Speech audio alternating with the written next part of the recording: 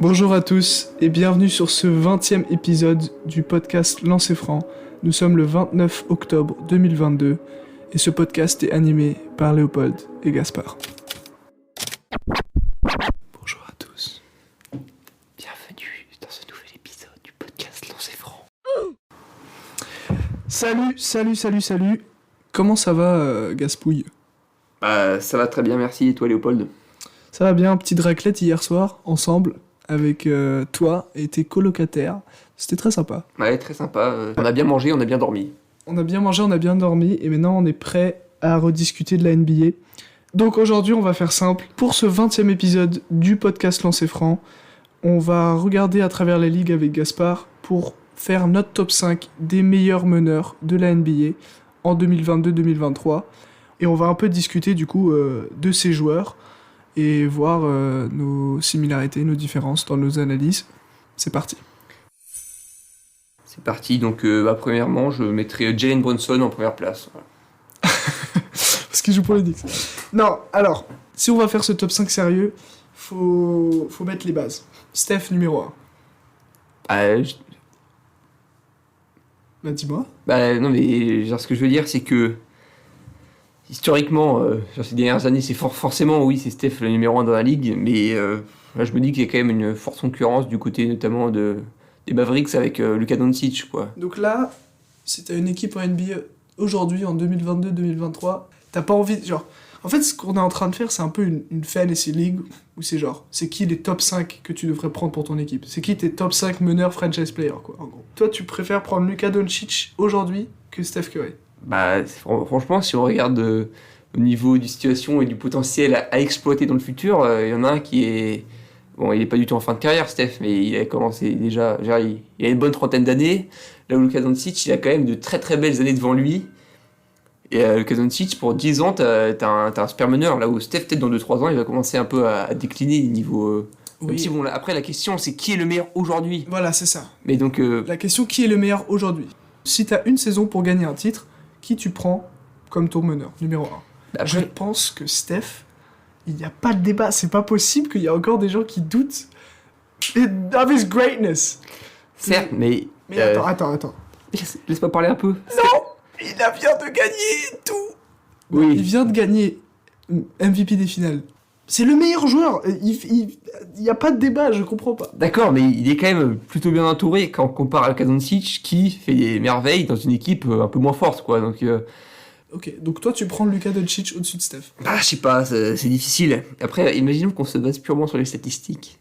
Ce qui Mais non, c'est pas l'esprit du truc. C'est pas du tout possible. Oui, d'accord. Parce que Steph, il a un impact dans le locker room, il a une expérience. C'est le meilleur shooter de tous les temps. Il a une présence, c'est-à-dire que si Steph est sur le terrain, tu sais qu'il va être double team 80% du temps et il rend son équipe meilleure.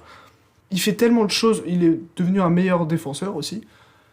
Je sais pas d'où tu peux argumenter que Luka Doncic est meilleur que Steph. Mais est-ce que Steph Curry a été MVP de l'Euroleague à 17 ans ? Non mais aujourd'hui... Ah d'accord, pardon, excuse-moi. Ouais, mais après ils ont quand même... Doncic est quand même sacrément impressionnant, je veux dire, du côté des... Bon, Steph, c'est un bon passeur. Mais Luka Doncic, par exemple, c'est un passeur excellent, je veux dire, fantasque. Oui. On en voit tous les jours des highlights de lui qui fait des passes assis, dos au panier ou des trucs comme ça incroyables. C'est aussi un... Bon, après, là, effectivement, c'est que les statistiques, mais c'est un plus gros rebondeur. Après, il est moins accompagné, mais il met plus de points. Il tire plus, et oui. il est moins efficace, et il défend moins. Ouais, mais malgré tout, même si toutes les opinions sont redevables, t'es quand même un espèce d'énorme fan des Warriors, quoi, donc c'est un peu... Non mais d'accord, mais je suis hyper biaisé, Steph c'est mon joueur préféré, attends, mais c'est juste que ce qu'il a réussi à faire dans cette ligue, à ce stade-là, dans sa carrière, je pense que pour gagner un titre cette année, c'est toujours le même meilleur joueur. Pour gagner un titre NBA, tous les gens le disent, tous les vétérans le disent, qui sont allés dans des deep playoff runs, qu'il faut avoir de l'expérience. Steph, non seulement c'est le meilleur joueur sur le terrain, mais il y a aussi tout ce qu'il y a autour derrière, quoi. Et je trouve qu'il devrait pas y avoir de débat, quoi. Ouais, ok. Bon, du coup, on met Steph en 1, mais il faut quand même... Mais je pense qu'on peut pas mettre Lucas plus bas que numéro 2. Bah, moi, je l'ai mis en 2, oui, Luka Doncic. Bon, bah, du coup, ça va. Ok. Vas-y, ok, on dit ça, bah, du coup, Steph est le meilleur meneur. Tu m'as fait suer hein, pour celui-là, c'était chaud. Non, mais voilà, il fallait quand même il faut en parler un peu, quand même. Mais au moins, voilà, tu as montré tous tes arguments, les gens sont convaincus et te rejoignent. Mais toi, Et moi t'es aussi. pas convaincu Si, ou si, pas bah si, j'ai rejoint le train Steph Curry. Voilà. Ok, ça va. Allez, la Domination. T'inquiète, Steph, I got your back. Alors, Steph 1, Lucas 2, numéro 3. Le Most Improved Player Ouais. 2021-2022. Ja Morant. Oui, tout à fait. Voilà, encore une fois, je pense qu'il est un peu isolé dans ce débat. Hmm. Parce que ceux qui viennent derrière, bon, de toute façon, on va en parler. Hein. Pour moi, ils sont pas. Ils sont très bons, mais juste. Je sais pas, il a sa classe à part, lui. Il est en dessous des deux qu'on a cités précédemment, mais au-dessus du reste. Voilà. Non, bonne Sans justification. rentrer dans les détails, mais. Ouais, sans rentrer dans les détails. Non, mais Ja Morant, Et c'est un peu un ovni aussi, je sais pas, au niveau des. enfin, en fait, c'est juste un athlète extraordinaire, en fait. Et un joueur qui a, dans les 4... Ça fait combien de temps qu'il est dans la ligue 3 ans 4 ans 3 ans. Ouais, 3 ans et 3 ans et quelques matchs maintenant. Ok. Bah, son jeu a évolué énormément. Il shoot un peu à 3 points maintenant. Il sait distribuer la balle. C'est un winner. On voit qu'il a quand même gagné. Bah, il a réussi à arriver second seed avec les Grizzlies l'année dernière. Et là, cette année, bah, ils sont bien lancés. Et ils ont fait une belle campagne Ils en mènent- playoff. Ouais, ils ont fait une belle campagne en playoff. Et ils ont failli battre les Warriors. Attends, Mhm. les Warriors, ils ont dû combattre en 6 matchs pour revenir à bout de cette équipe des Grizzlies. Donc, Qui était très inexpérimenté. Hein. oui, voilà, c'est ça, qui avait aucune expérience en playoff. Donc, Ja Morant, vraiment, ça se voit, il est tenace, il a envie de s'établir comme l'un des meilleurs de cette ligue, et il est déjà très clairement. En termes de statistiques, même en termes de mentalité, il est bien là, donc je suis d'accord avec toi. Si on avait un postulat à tirer pour l'instant, ce serait que les meilleurs meneurs sont à l'ouest. Voilà. Ah, ok. Ah non, je pensais que c'était une vanne. Ah non. Genre, ils sont à l'ouest, genre, ils sont... Ah oui. Ah, Non. pas mal, mais non. Non, ok.